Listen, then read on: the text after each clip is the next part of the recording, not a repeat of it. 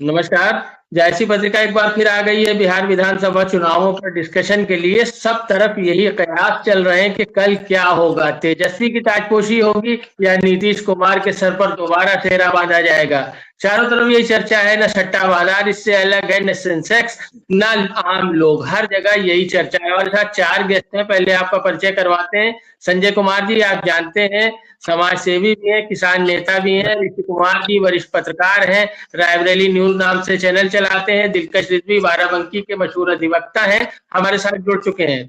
तो हम सवाल और जवाब का सिलसिला शुरू करते हैं। आपके मन में भी जो सवाल हो आप कमेंट करें, हम उसको अगले कार्यक्रम में जरूर शामिल करेंगे। सबसे पहले दिलकश रिजवी साहब, आवाज आ रही? जी आ रही है। कल मतगणना होनी है, क्या लगता है क्या होने वाला है? देखिए, मेरे हिसाब से तो जहां तक मैंने अभी तक जहां तक एनालिसिस किया है उस हिसाब से मुझे महसूस ये होता है कि देखिए, वहां पे जो बिहार में वोटिंग हुई है वो एक तरीके से पूरी जैसे पिछली बार हुई थी उससे और ज्यादा भी बढ़ चढ़ के जो है वो महागठबंधन के लिए हुई है। लेकिन कुछ देखा होगा आपने जिसकी पूरी तरीके से पुष्टि भी नहीं की जा सकती। कुछ वीडियोज आए हैं जैसे ईवीएम में या स्ट्रांग रूम में गाड़ियां जाती हुई या सीसीटीवी कैमरा बंद होता हुआ। तो इस तरीके के चूंकि पिछले सारे रिकॉर्ड देखने को मिले हैं जो बाद में पता चलते हैं एंड अभी तो नहीं पता चल पाते, लेकिन उनका खुलासा बाद में होता है। तो जब तक मेरा मानना है कि रिजल्ट ना आ जाए किसी चीज को कहा नहीं जा सकता, क्योंकि जहां तक एनडीए का सवाल है तो उन्होंने वो अपनी पूरी कोशिश करेंगे, जिस तरीके से भी बेहतर समझें वो अपने को जिताने की पूरी कोशिश करेंगे। इसलिए मेरा तो राय ये है कि जब तक रिजल्ट ना आ जाए तभी तक कोई फैसला नहीं करने वाला। जहां तक वोटिंग का सवाल है, मैंने पहले भी बताया कि बहुत ज्यादा बढ़ चढ़ कर यहाँ तक कि जो लोग बीजेपी को पसंद करते थे उन्होंने भी, जो युवा हैं, वो महागठबंधन की तरफ वोट किया है। ऋषि कुमार जी, दिलकश रिजवी साहब का कहना है कि फ्री एंड फेयर अगर काउंटिंग होती है तो महागठबंधन के पक्ष में नतीजे आ सकते हैं। आपका क्या अनुमान है? मेरा अनुमान ये है कि ये इलेक्शन हुआ है तो ये तो अपनी अपनी राय है, क्योंकि मतदाता बिहार का जो भी मतदाता है वो समझदार है। और उसने देखना ये है इस बात का कि जो महिला वोटर है वो 10,000 रुपए का जो चुनाव से पहले किया गया था उसका कितना असर होता है। सबसे मुख्य तो ये है। दूसरा है कि जो बेरोजगारी मुद्दा थी, बेरोजगारी एक बहुत बड़ा मुद्दा है, क्योंकि बच्चे जो है पटना में प्रोटेस्ट कर रहे थे और लाठियां भी आपने देखा होगा चुनाव से पहले वो जो प्रोटेस्ट बच्चे कर रहे थे उनके ऊपर लाठियां भी चलाई गई थी। और एक युवा है वहां पे, मतलब जो बेरोजगारी है और जो लोग यूपीएससी की तैयारी करते हैं, बहुत सारे बच्चे हैं। ठीक है, तो एक मुद्दा बेरोजगारी भी था, ये भी काम करेगा। और दूसरा एक चीज ये देखनी है कि जो तीसरा विकल्प था लज्जन स्वराज का, प्रशांत किशोर जी का, तो प्रशांत किशोर जी 3 साल से अपनी कर्मभूमि बिहार को बना रखा था और उनका दावा यह है कि प्रधानमंत्री जी को हमने बनाया है, दावा है उनका। और स्टालिन के लिए हमने प्रचार किया है, ममता बनर्जी जी के लिए हमने प्रचार किया है, कांग्रेस के लिए हमने किया है और नीतीश कुमार जी के लिए भी हमने प्रचार किया हुआ है। जाहिर सी बात है कि उनकी कंपनी थी, वो पैसे के लिए काम करते थे, लेकिन अब वो खुद राजनीति में है, एक नया राजनीतिक दल बना के। तो देखना इस बात का है कि जो स्ट्रेटजी वो दूसरे दलों के लिए सरकार बनाने के लिए करवाते थे, अपने लिए कितना कर पाए हैं, ये भी एक देखने वाली बात है। कल के जो चुनाव परिणाम होगा उसमें ये भी देखने वाला एक पहलू है। जो विश्लेषण करने वाले लोग हैं, हम जैसे लोग हैं, आप जैसे लोग हैं, उनको ये भी देखना चाहिए कि आखिर वो। संजय कुमार जी, आवाज आ रही? जी आ रही है। संजय कुमार जी, अभी तक दो जो हमारे गेस्ट हैं उनका एक का कहना है कि अगर फ्री और फेयर तरीके से मतगणना हुई तो रिजल्ट महागठबंधन की तरफ जा सकता है। ऋषि कुमार जी कह रहे हैं कि प्रशांत किशोर एक तीसरा विकल्प जो बनकर उभरे हैं वो तय करेंगे, उनके वोट तय करेंगे कि किसकी सरकार बनेगी। आपका पक्ष क्या है?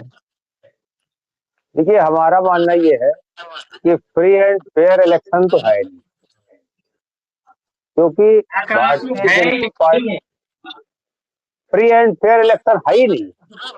उसके बावजूद बिहार की जनता ने किसी साथी का स्पीकर ऑन है, जरा आप अनम्यूट कर दे तो म्यूट कर दे तो ठीक है। स्पीकर इको कर रहा है, अगर किसी का स्पीकर ऑन हो तो वो उसे बंद कर दे। जी माइक म्यूट कर, जी हाँ आप सही हो गया, अभी भी आ रहा है। तो फ्री एंड फेयर इलेक्शन नहीं है। देखिए भारत सरकार, उत्तर प्रदेश सरकार और छत्तीसगढ़ सरकार, महाराष्ट्र सरकार, आपका गुजरात सरकार, हरियाणा सरकार, दिल्ली सरकार, मध्य प्रदेश सरकार, राजस्थान सरकार और पूरा आपका भारत सरकार, चुनाव आयोग और जेडीयू बिहार सरकार, एक तरफ 12 से 14 पार्टियां उसमें चुनाव में लगी हैं और उसके ऊपर एसआईआर का हमला, लोगों का वोट काटना, तो फ्री एंड फेयर इलेक्शन तो ये कतई नहीं है। उसके बावजूद सिविल सोसाइटी, महागठबंधन और बिहार की जनता ने उसके इस नेक्सस को तोड़ने के लिए एक भारी संख्या में मतदान किया, 15% अधिक मतदान किया। दूसरी बात आप समझिए कि बिहार के इस इलेक्शन में जो एनडीए की बढ़त थी, अभी थोड़ा सा डिस्टर्ब हो रहा, कोई साथी का माइक जो है स्पीकर ऑन है, किसी साथी को दूसरे फोन पर ऑन किया है क्या? अगर वो स्पीकर बंद हो जाए तो आवाज सही हो जाए। मैं एक ही से काम चला रहा। जी संजय जी आप बोले। जी दूसरा ये है कि महागठबंधन इस बार चुनाव जम के लड़ रहा है और आप देखिए बीजेपी ने 2010 में 91 सीटें पाई थी, 2015 में 53 सीटें पाई थी और 2020 में उसकी जो है 72 सीटें मिली थी, शायद 72 सीटें मिली थी। उसी तरह जेडीयू की 2010 में जो है 115 सीटें थी, 2015 में 71 और 2020 में जाके वो 43 सीटें हो गई। इस बार जेडीयू ग्रोथ करेगी और भाजपा की पूरी उम्मीद है उसकी सीटें कम होगी। जन स्वराज पार्टी जो है वो उसने बड़ा दखल किया और उसकी तरफ जो फॉरवर्ड क्लास के मतदाता हैं उनका भी झुकाव है और वो जो यूथ है उसका भी झुकाव है। तो जो मुद्दा महागठबंधन का है वही मुद्दा जन स्वराज पार्टी का है। अब ये मतदाता कितना जन स्वराज पार्टी की तरफ जाते हैं, ये इस चुनाव में बड़ा फर्क पड़ेगा। एक और बिहार में तो है जिस पर हम चर्चा करना चाहते हैं, दिलकश रिजवी साहब, दिलकश रिजवी बिहार के दो समीकरण बिहार के सुनिए, आपके पास वापस आ रहे हैं। दिलकश रिजवी जी, स्वराज पार्टी का इन्वॉल्वमेंट इस बार चुनाव में बहुत अहम रहा। प्रशांत किशोर ने जिस तरह ग्राउंड लेवल पर काम किया और अपने साथ कार्यकर्ताओं को जोड़ा, इनको किसका वोट मिला? क्या बीजेपी का, एनडीए गठबंधन का वोट जन स्वराज को मिला या महागठबंधन के वोटर इनकी तरफ गए? नुकसान किसका हुआ? देखिए जहां तक मेरा एनालिसिस है, मैं तो ये कहना चाहूंगा कि जन स्वराज पार्टी जो है उसने अपना जो एक मोटिव रखा और जिस तरीके से काम किया वो एक अच्छा काम है। अच्छी चीजों का उनकी जो कहने का मकसद था कि बेरोजगारी और ये सारी चीजें लेके वो चले, लेकिन जिस वक्त अभी का माहौल दिखाई दे रहा है तो इस वक्त वो लोग जो उनको भी पसंद करते हैं जन स्वराज को भी, वो भी थोड़ा सा जो युवा है, खास करके युवा, मुझे लगा कि वो महागठबंधन की तरफ ही गया है और उसने ये एक दिमाग में बात रखी है कि अभी ठीक है आप अच्छी तरीके से पनप रहे हैं लेकिन पहली बार का मसला है, इसलिए अभी मेन मकसद जो है वो बीजेपी को हटाना है।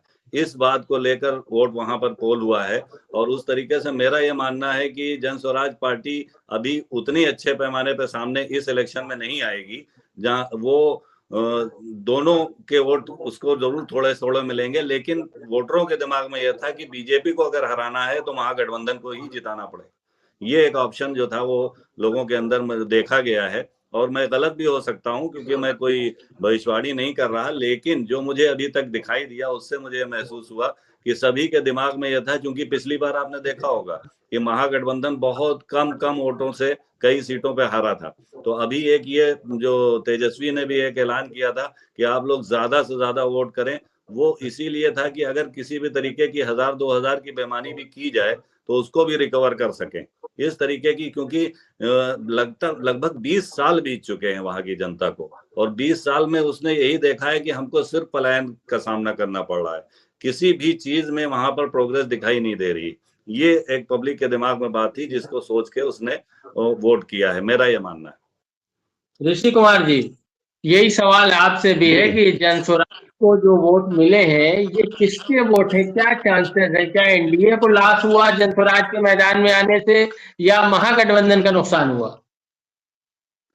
देखिए, जो मैं आपको बताता हूँ, दरअसल मामला ये है कि जो वहाँ के साथी पत्रकार वहाँ पे काम कर रहे थे, जमीनी स्तर पर रिपोर्टिंग कर रहे थे, तो जब मैंने उससे पूछा कि आखिर ये बताइएगा कि जो जनसुराज है प्रशांत किशोर जी की, वो पार्टी किन वोटरों को लुभाने वाली थी। उनका कहना था कि दरअसल ये चुनाव में जो वोटर हैं, जैसे लालू जी के वोटर हैं, वो पक्के भक्त वाले वोटर हैं, उसमें कोई हेरफेर नहीं हो सकता है। वैसे ही नीतीश कुमार 20 साल से वहां के मुख्यमंत्री हैं, तो ऐसे तो मुख्यमंत्री नहीं है, जाहिर सी बात है कि उनको बीजेपी अगर मुख्यमंत्री बनाती है कुछ ना कुछ बात होगी उनके अंदर, तो उनका भी एक वोट बैंक है।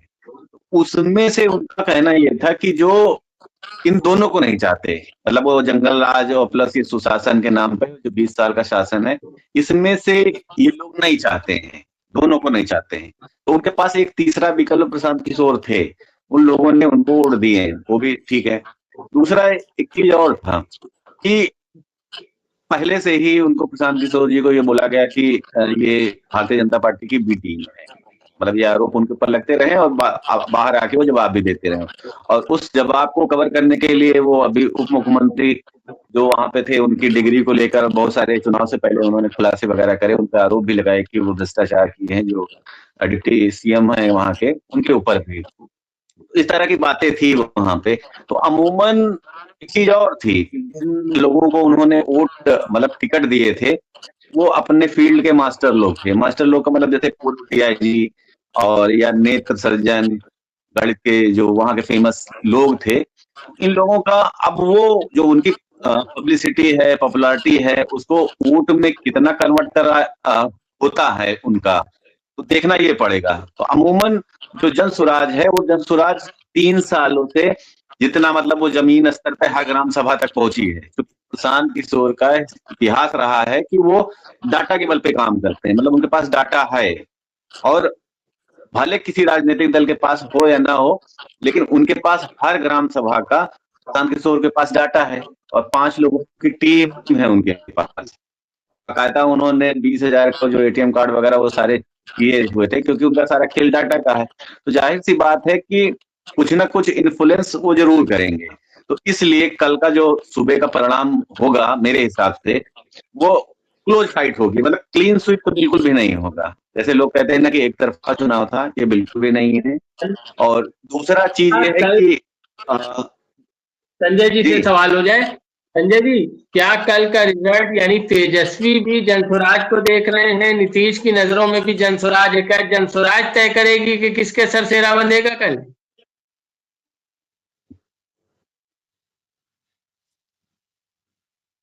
जनसुराज ये नहीं तय करेगी कि सेहरा किसके सर बचेगा।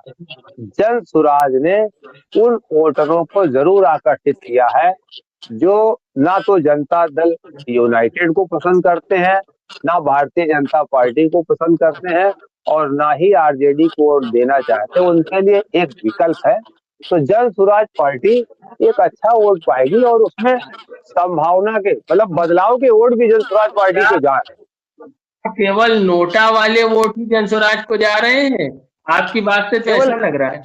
हाँ नहीं, देखिए केवल नोटा वाले नहीं, दूसरी बात मैंने कहा जो बदलाव का वोट है, जो बदलाव का वोट है, और वो बदलाव का वोट आरजेडी को नहीं जा सकता, वो वोट भी जो है जा रहा है।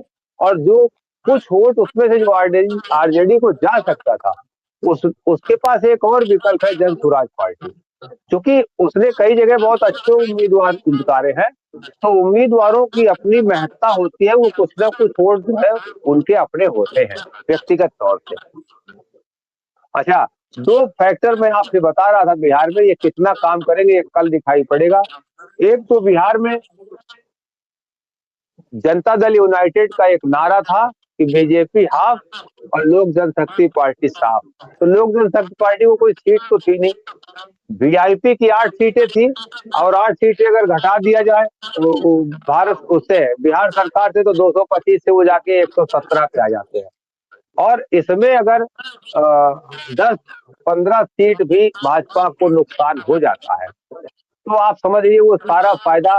एक महत्वपूर्ण घटना बिहार में घटी है कि 65 लाख मतदाताओं का वोट जो है कटा है, जिसमें से ये माना जाता है कि 20-25 लाख जो जिंदा वोट है वहां के रहने वाले वोटर है उनका कटा है, लेकिन उसकी एवज में लगभग 1,05,00,000 वोट मतलब बिहार चुनाव में ज्यादा पड़ गए हैं।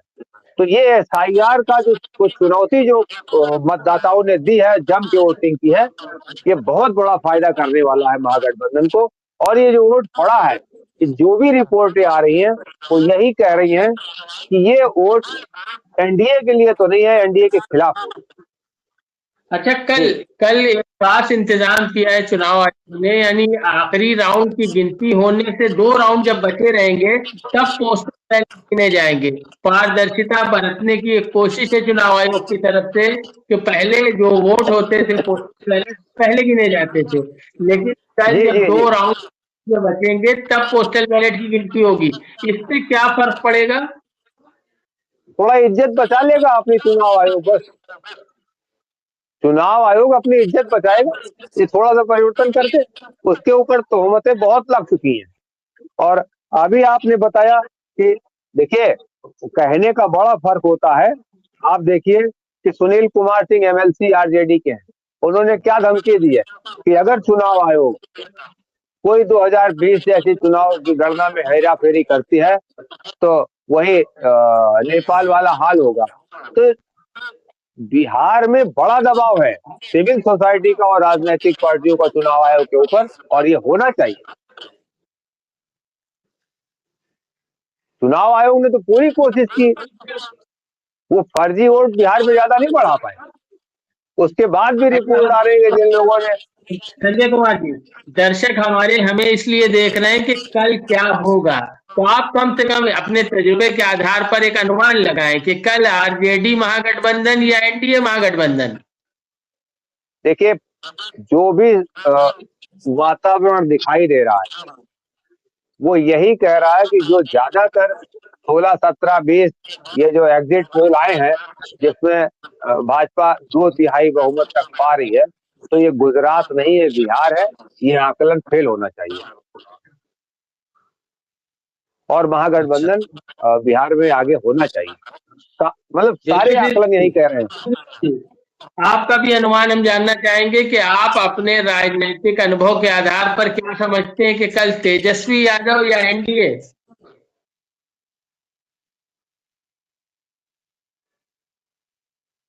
मुझसे कह रहे हैं? जी जी जी जी जी। अच्छा, मैं बता रहा हूं कि वही वाला शुरू में जैसे मैंने कहा था कि जिस तरीके से फ्रेश अगर काउंटिंग हुई तो फिर आपसे बताएं। ये जरूर मैं कहना चाहूंगा कि अब की आपको बीजेपी को कुछ फायदा, खाली बीजेपी की बात कर रहा हूँ, बीजेपी को कुछ सीटों का फायदा नजर आएगा आपको, देखिएगा।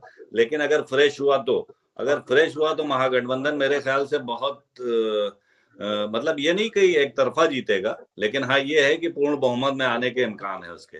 लेकिन बीजेपी को भी फायदा मिलेगा। एक खास जानकारी, और कल सी वोटर का सर्वे आना था, एक्सिस माई इंडिया और सी वोटर का सर्वे आना था, जिसमें सी वोटर ने कहा कि 2 दिन के लिए हम कोई अनुमान नहीं लगाएंगे, 2 दिन बाद रिजल्ट आ जाएंगे तो हम वोट प्रतिशत, कारण और स्विंग पर चर्चा करेंगे और डेटा देंगे कि किस तरह चुनाव हुआ, किसने किसे वोट दिया। ये पहल कहां तक ऋषि कुमार जी आप समझते हैं कि ठीक है? क्योंकि कल आप कह रहे थे कि एग्जिट पोल इसका कोई लाभ नहीं है। नहीं, बात बिल्कुल सही है। दरअसल एग्जिट पोल जितने भी हैं उसका कहीं ना कहीं ये मंशा तो है कि वो जो है चुनाव में, जैसे मान लिया आरोप लगते हैं, विपक्ष के जो लोग नेता हैं वो आरोप लगाते हैं कि ये हाइप बनाई जा रही है भारतीय जनता पार्टी द्वारा क्योंकि सारे चैनल उन्हीं के हैं, उनका कहना है विपक्ष के नेता का, और इसीलिए किए जाते हैं कि मान लिया कुछ गड़बड़ी की जा सके, उसकी वजह से पहले ये हाइप दिखाई जा रही है, तो ये विपक्ष का कहना है। दूसरा चीज ये है कि जो 2 दिन लोग खाली होते हैं, चुनाव की चर्चा नहीं होती है, क्योंकि वोटिंग होने के बाद में चुनाव की चर्चा नहीं होती है, तो उसमें रस बनाने के लिए जो ये सी वोटर और इस तरह की जो भी संस्थाएं हैं वो निजी चैनल कराते हैं, तो चैनल पे बुलाना, डिबेट कराना कि मतलब वो मतलब जो तारतम्य बना रहे, कि मतलब जो चुनावी माहौल है ना वो 2 दिन तक बना रहे, लोगों के दिमाग में, जहन में रहे, कि मतलब वो खुमार ना उतरे।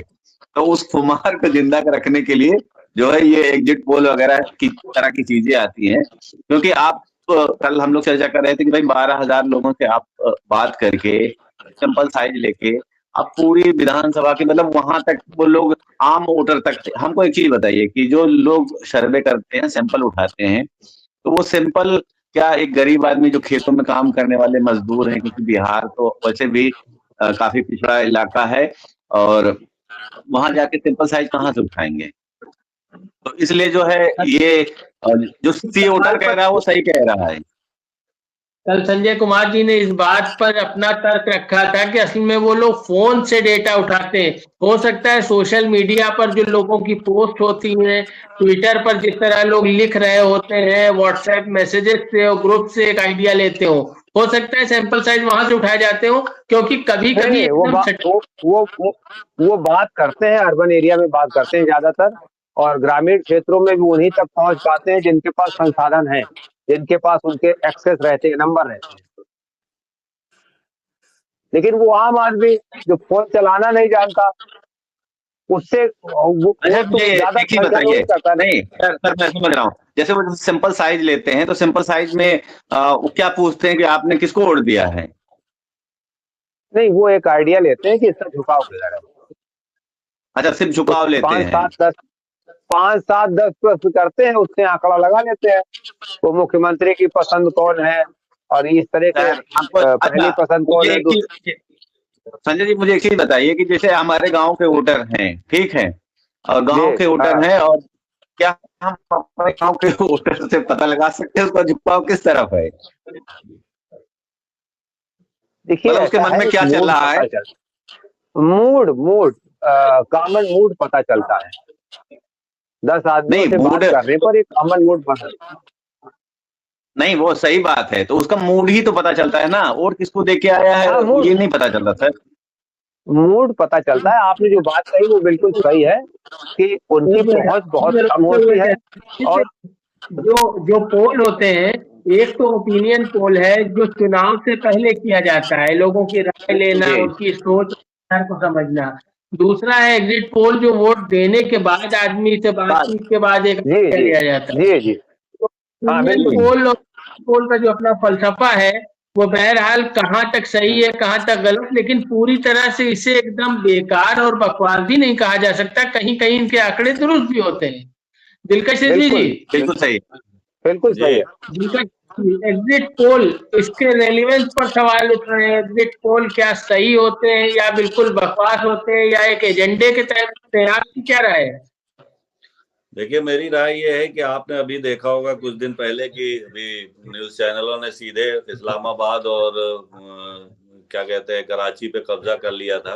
अभी धर्मेंद्र जी को मार दिया, उसके बाद फौरन इतना ज्यादा वक्त न लेते हुए कुछ ही घंटों में उसको ऐसी तरीके से मॉडिफाई करके भी पेश कर दिया गया। तो जो एजेंसियां हैं, जैसे कि पहले से एजेंसियां जो ये काम करती हैं उनके ऊपर तो मैं नहीं कह रहा, लेकिन जो ये न्यूज चैनल हैं, ये न्यूज चैनल मेरे ख्याल से सिर्फ पब्लिक के और प्रशासन में जो लोग हैं, या इस तरीके से कि अगर किसी भी तरीके का कोई हेरफेर हो तो उसमें किसी भी तरीके को पब्लिक को कोई अंदेशा न लगे। अगर अभी देखिएगा कल, जबकि अभी बिहार का अगर आप देखें तो हमेशा एग्जिट पोल आपको खराबी दिखा होगा, कभी भी सही नहीं बताया बिहार का इन लोगों ने। अलग जगह की मैं बात नहीं कर रहा, लेकिन बिहार का कभी सही नहीं बताया। लेकिन अभी अगर कल आप रिजल्ट देखिएगा तो देखिए कितनी मुस्तैदी से उन्हीं को आप, और अभी आप देखिएगा हर चैनल पे रिजल्ट में भी आपको थोड़ी सी दुश्वारियां नजर आएंगी। कहीं पे 4 सीटें ज्यादा दिखाएंगे, कहीं पे 4 सीटें कम दिखाएंगे। लोग कंफ्यूज हो जाते हैं कि किसको सच माने। रिजल्ट तो लास्ट में ही रात में जब देर रात में पता चलेगा पूरी तरीके से एकदम कि किसकी सरकार बन रही है। लेकिन ये जो एक माइंड को मेकअप करना, जो दर्शक हैं, अभी आपको एक चीज और मैं बताना चाहूंगा कि हमारे साथी यहाँ पर मौजूद हैं, काफी सीनियर हैं, हमसे ज्यादा एक्सपीरियंस रखते हैं, लेकिन आपने एक चीज देखी होगी कि आज की डेट में जो लोग भी जानकार हैं वो भी सोशल मीडिया पर ऑथेंटिक न्यूज ढूंढने की कोशिश करते हैं, जबकि अभी आपको 70 से 80% लोग ऐसे मिलेंगे जिनके यहाँ छप्पर है लेकिन टीवी डिश टीवी लगा हुआ है, वो आज भी टीवी को ही न्यूज समझते हैं। वो ये नहीं समझते कि वो सर्च करके यूट्यूब पे लाइव चैनल चल रहा है उसको देखें, वो हमेशा टीवी को ही असली न्यूज समझते हैं। और ज्यादातर आपको मजाकिया लहजे में मैं बता दूं कि ज्यादातर देहात के लोग या जो मजदूर तबके के लोग हैं वो ज्यादातर न्यूज के लिए मोबाइल को यूज नहीं करते, बल्कि भोजपुरी गाने, फिल्म, इस तरह की चीजों को यूज करने के लिए आजकल तो स्वाइप करना पड़ता है, इतनी छोटी छोटी क्लिप आती। तो इस लिहाज से पब्लिक के दिमाग पर ये कि हाँ, शुरू से 2 दिन से ये चल रहा है कि भाई वो एनडीए सरकार बना रही है, अब उसमें अगर गलत होगा तो ज्यादा असर नहीं पड़ेगा पब्लिक के ऊपर, लेकिन अगर सही हुआ तो। हमारे प्रोग्राम को खत्म होने में 5-6 मिनट का समय है, 2-2 मिनट सबको दूंगा और आखिरी निष्कर्ष जानना चाहूंगा कि कल पर क्या हो सकता है, कल की जो गणना है उसमें क्या अनुमान है। मतगणना होगी, सुबह जैसे ही शुरू होगी तो ट्रेंड आना शुरू हो जाएंगे। क्या लगता है, महागठबंधन के फेवर में या एनडीए की तरफ? आप बोले संजय जी, आपकी बात। देखिए, इस समय हमारी मीडिया ने 2 काम किए, एक तो धर्मेंद्र की हत्या कर दी है और एक महागठबंधन की हत्या कर दी। तो धर्मेंद्र साहब तो वापस आ गए और अब कल महागठबंधन को भी वापस आना चाहिए। 2 हत्याएं। अच्छा, धर्मेंद्र की हत्या से पहले, जहां तक मुझे अंदाजा है, लता मंगेशकर जी के भी निधन से पहले उनके निधन की खबर चली, बहुत निधन से पहले उनके निधन की खबर चली। ये ट्रेंड अमिताभ बच्चन को कई बार मार चुके। जी, कई लोगों को ये मार चुके हैं। तो अब हो सकता है कि धर्मेंद्र जी जैसे सकुशल वापस आ गए, उसी तरह कल महागठबंधन भी सकुशल वापस आना चाहिए। दिलकश रिजवी जी, आप अपना तर्क रखते हैं, कल के लिए क्या उम्मीद करते हैं? कल वही जो मैंने बताया है कि जहां तक जो रियल तरीके से पोलिंग हुई है उससे ये लग रहा है कि एक तरफा तो महागठबंधन नहीं जीतेगा, लेकिन हाँ ये है कि बहुमत के करीब पहुंच जाएगा और बहुमत में भी आ सकता है। हाँ, बीजेपी को जरूर फायदा मिलेगा। अब की नीतीश कुमार को काफी नुकसान होता नजर आ रहा है मेरी तरफ से, नीतीश कुमार को नुकसान आएगा। जन स्वराज पार्टी उस तरीके से नहीं सामने आ पाएगी जिस तरीके से और हमारे साथियों ने कहा, मेरा ये मानना है। और बाकी आपको कहने की जरूरत नहीं है, अगर कोई खेल हुआ तो फिर रिजल्ट ही अलग ही दिखाई देगा, वो तो मैं नहीं कह सकता। किस तरीके से कल रिजल्ट देख के ही पता चल पाएगा। संजय जी कुछ कहना चाहेंगे इससे पहले कि हम कार्यक्रम को खत्म करें? कुछ आपसे चाहते हैं कि आखिरी बात? दिलकश भाई की बात को हम थोड़ा सा संशोधन करेंगे। हम लोगों ने ये कहा है कि जन स्वराज पार्टी एक अच्छा वोट पाएगी, सीट पाए या ना पाए। मैं इस बात बहुत बहुत शुक्रिया। इस बात मैंने कही। चुनाव नतीजों के ऊपर चर्चा करने कल हाजिर होंगे कि क्या रिजल्ट रहे, क्यों रिजल्ट रहे और हमारे अंदाजे कितने सही हुए, कितने गलत। आप सबका प्रोग्राम में शामिल होने के लिए बहुत शुक्रिया, धन्यवाद।